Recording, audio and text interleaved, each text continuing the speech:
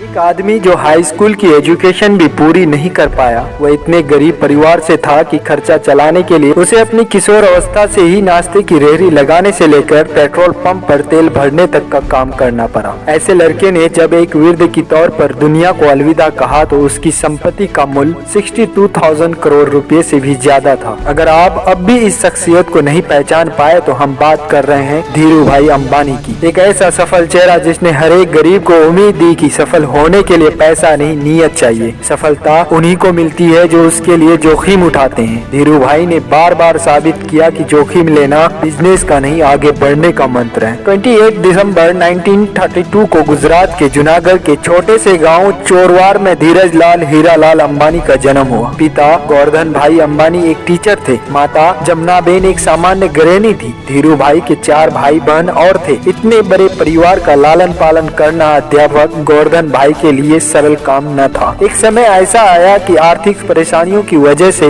धीरू भाई को पढ़ाई बीच में ही छोड़नी पड़ी और उनकी स्कूली शिक्षा भी अधूरी रह गई। पिता की मदद करने के लिए धीरू भाई ने छोटे मोटे काम करने शुरू कर दिए। बिजनेस की सफर की शुरुआत। ये उदाहरण की हर एक सफलता के पीछे ढेरों असफलताएं छुपी हुई होती है। धीरू भाई अंबानी पर एकदम सटीक खरी उतरती है। पढ़ाई छोड़ने के बाद पहले पहल धीरू भाई ने फल और नाश्ता बेचने का काम शुरू किया, लेकिन कुछ खास फायदा नहीं हुआ। उन्होंने दिमाग लगाया और गांव के नजदीक स्थित धार्मिक पर्यटन स्थल गिरनार में पकोड़े बेचने का काम शुरू कर दिया। ये काम पूरी तरह आने वाले पर्यटकों पर निर्भर था। जो साल के कुछ समय तो अच्छा चलता था, बाकी समय इसमें कोई खास लाभ नहीं था। धीरू भाई ने इस काम को भी कुछ समय बाद बंद कर दिया। बिजनेस में मिली पहली 2 असफलताओं के बाद उनके पिता ने उन्हें नौकरी करने की सलाह दी। नौकरी के दौरान भी बिजनेस। धीरू भाई के बड़े भाई रमनीक भाई उन दिनों यमन में नौकरी किया करते थे। उनकी मदद से धीरू भाई को भी यमन जाने का मौका मिला। वहां उन्होंने सेल कंपनी के पेट्रोल पंप पर नौकरी की शुरुआत की और महज 2 साल में ही अपनी योग्यता की वजह से मैनेजमेंट की पोजीशन तक पहुंच गए। इस नौकरी के दौरान भी उनका मन इसमें कम और बिजनेस करने के मौके की तरफ ज्यादा रहा। उन्होंने उस हर एक संभावनाओं पर इस समय से विचार किया कि किस तरह वह सफल बिजनेसमैन बन सकते हैं। 2 छोटी घटनाएं बिजनेस के प्रति उनके जुनून को बयां करती है। ये दोनों घटनाएं उस समय की है जब वह सेल कंपनी में अपनी सेवाएं दे रहे थे। जहां वह काम करते थे वहां काम करने वाला कर्मियों को चाय महज 25 पैसे में मिलती थी, लेकिन धीरू भाई पास के ही एक बड़े होटल में चाय पीने जाते थे, जहां चाय के लिए 1 रुपीज चुकाना पड़ता था। उनसे जब इसका कारण पूछा गया तो उन्होंने बताया कि उस बड़े होटल में बड़े बड़े बिजनेसमैन आते हैं और बिजनेस के बारे में बातें करते हैं। उन्हें ही सुनने जाता हूँ ताकि बिजनेस की बारीकियों को समझ सकूं। धीरू भाई ने अपनी ही तरीके से बिजनेस मैनेजमेंट की शिक्षा ली, जिन्होंने आगे चलकर वाटरन और हार्वर्ड से पारंपरिक तरीके से डिग्री लेने वाले को नौकरी पर रखा। इसी तरह दूसरी घटना उनकी पारखी नजर और अवसर भुनाने की क्षमता की ओर इशारा करती है। हुआ यूं कि उन दिनों में यमन में चांदी के सिक्कों का प्रचलन था। धीरू भाई को एहसास हुआ कि इन सिक्कों की चांदी का मूल्य सिक्कों के मूल्य से ज्यादा है और उन्होंने लंदन की एक कंपनी को इन सिक्कों को गलाकर आपूर्ति करनी शुरू कर दी। यमन की सरकार को जब तक इस बात का पता चलता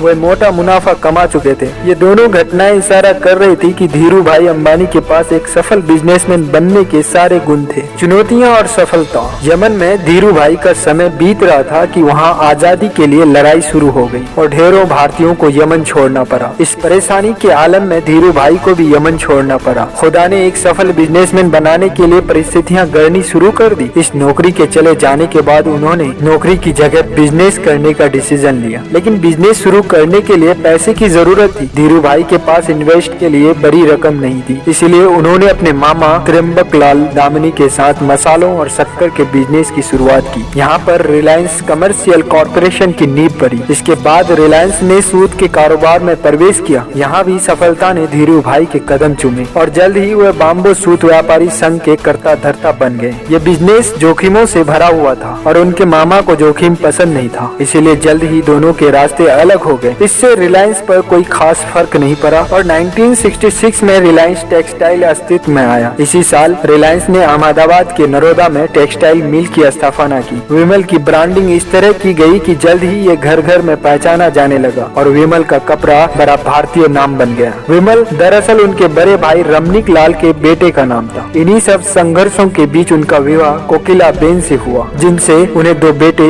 मुकेश अंबानी और अनिल अंबानी तथा 2 बेटियां दीप्ति अंबानी और नीना अंबानी हुई। उन्होंने इसके बाद कभी पीछे मुड़कर नहीं देखा और रिलायंस कपड़े के साथ ही पेट्रोलियम और दूरसंचार जैसी कंपनी के साथ भारत की सबसे बड़ी कंपनी बन गई। इन सब के बीच धीरू भाई अंबानी पर सरकार की नीतियों के साथ भारत को प्रभावित करने और नीतियों की कमियों से लाभ कमाने के आरोप भी लगते रहे। उनके और नुस्लीवादियों के बीच होने वाले बिजनेस घमासान पर भी बहुत कुछ लिखा गया। उनके जीवन से इंस्पायर होकर एक फिल्म गुरु बनाई गई, जिसमें अभिषेक बच्चन ने उनकी भूमिका का किरदार किया। लगातार बढ़ते बिजनेस के बीच उनका हेल्थ खराब हुआ और 6 जुलाई 2002 को उनकी मृत्यु हो गई। मृत्यु के बाद उनके काम को बड़े बेटे मुकेश अंबानी ने संभाला।